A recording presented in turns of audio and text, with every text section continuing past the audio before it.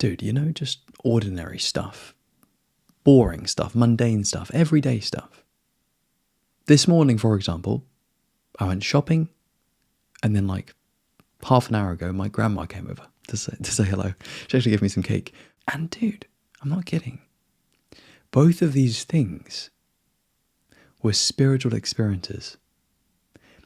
When I went shopping, I was walking down the aisle and I stopped and I paused and I looked at the aisle. And you know when you kind of like screenshot something in your own mind? You kind of just like take it in. And the reason I did that is because I saw not the shopping aisle, but I could see that it was a dream world. I could see that it was reality appearing as a shopping aisle. In other words, dude, the state of consciousness that I was in allowed me to see this normal thing as metaphysical. I could see it as part of the dream. And then, man, this is where things get a little bit weird with spiritual work. Okay, very weird actually, man, to be honest with you. Like, I was walking down this aisle and like I saw this one lady and she was kind of like blocking the aisle, right? And so I kind of had to go in front of her to move past her. And like, you know when you get real NPC energy from someone? Well, I had that with this particular woman. No judgment, of course. But it only added to it. Like, this could have been someone who, you know, you see someone and you kind of like realize, oh, it would be good to say hi here. So you say hi, you walk past. And when you say hi to someone like that, they don't really feel like an NPC. But when they're like taking up the whole aisle, kind of unconscious of their surroundings, kind of in their own world, they might give you a bit of an NPC vibe. And again, there's nothing wrong with that, man. Like, lots of people are NPCs. In a certain sense, man, we're all NPCs. Yeah, like sometimes, man, when I'm most conscious, I realize, oh, dude, I'm so freaking asleep. I'm such a freaking NPC. But then when I'm like awake again, I can see what I really am. I'm like, okay, right. I see the character, but I am not the character. I am is prior to the character. I am as God, you know? As I was leaving, I just slowed down a bit. Like in here, in my inner experience, I just kind of slowed down a bit. And I looked at like all the people. And again, I just had this kind of shift. Like, you know when you meditate and things are just a little bit more surreal, a little bit more dreamy, a little bit more metaphysical. And I just looked and this is where things get freaky, man. Things get weird. I looked at these people and not only did they all appear as NPCs, but dude, it was clear to me that they were characters within the dream. So imagine you're leaving the supermarket, you look at people and normally you're like, oh crap, you know, who's that person coming in? Oh, excuse me, but, you know, instead it was like slowly meditating and noticing that each person is just a projection of my own mind. Speaking of it feeling dreamy, man, there's one supermarket. Like, I live in the UK, right, and I live in London, but there's one supermarket right near me, and I've never felt more like I'm in a dream than when I walk down these aisles in this supermarket. Like, I might need to put up a photo or something, man.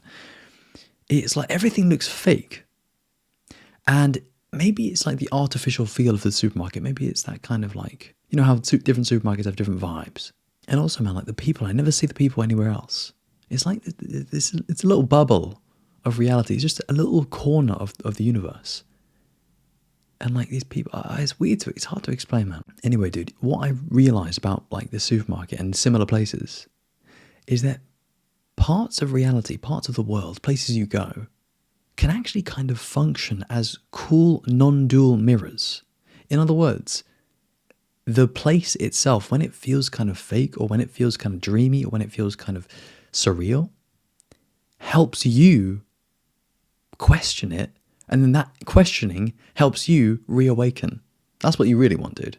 Because you don't want to buy stuff, man. Do you ever have that realization when you're in a shop or something and you're like, dude, I don't really want to buy anything. I don't want to buy some crap. You know, I used to buy little things, little spiritual things, you know, Buddhas and stuff. And sometimes I still buy them, man. But these days, the more conscious I get, I'm like, I don't really need anything, man. I need to buy my food. I might need to buy like, I don't know, a pen every now and then. But dude, I don't need much stuff. Also, man, you know, I mentioned supermarkets as like working as a mirror to help you kind of raise your consciousness. dude, you might have your own version of it. Okay? So, like, another one that kind of happens for me is if I go to the cinema, dude, it just feels really dreamy.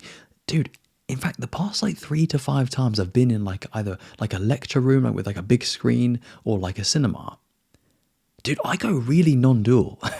Like I get really detached and spacey, and I get like really like a meta. Like you know what it reminds me of, man. Like certain spiritual teachers like Rupert Spira use the screen analogy, which if it resonates, man, helps you to remember that you are not the story. You're not your life. You're actually experience itself. Yeah, not the content of experience, but experience itself, the screen underneath. Now, for me personally, dude, just because I've remembered this, like, and I've really kind of internalized it, if I look at a screen, especially if I'm at the cinema, and I don't go too often, man, I like to watch stuff at home, to be honest with you, man. But if I look at a screen and, like, I can just see, like, you know what, this is how it is, man. I see the universe looking out of my eyes and looking at the screen. Hear me out here, Eddie, okay? Because I know this stuff is subtle. If you're not like conscious, it can go over your head. When you look out of your own eyes, ask yourself, what is looking out of my eyes? Am I looking out of my own eyes? Or is it reality that's looking out at reality? Yeah. So you might have a bit of a trippy experience. Because if you do this properly, man, and it kind of works for you, the subject-object duality, dude, you actually experience it dissolving. When we say you, we're referring to you as what you actually are. So really, man, on the absolute level, on the non-dual level, wow, I can feel it as I say it, actually. It's kind of trippy. Fuck. When you try and say what you want to say, when you want to try and deliver an insight, but your wisdom is so strong in the moment that you actually realize that you're not saying the thing because it's such a pointer. Like, yes, it's a good pointer maybe, but it's such a freaking pointer. It's a limitation. It's language. Sometimes, man, it's so strong that you just can't even freaking speak. Sometimes, man, it just feels a bit futile. Like, obviously, it's not on the relative sense if you're helping someone understand their experience and spirituality. But for you, when you're sharing it, sometimes, man, you'll feel a little bit like, dude, what am I doing? Because you just realize like, like even now it's happening, man. I can see the limitation of my language. Like all that I really want to say is like just really simple stuff, like straight to the point, like, dude, reality is. That's what's true. If you care about truth, man, you will see truth everywhere. Normal stuff, ordinary stuff, dude, it's no longer ordinary. It's a manifestation of truth.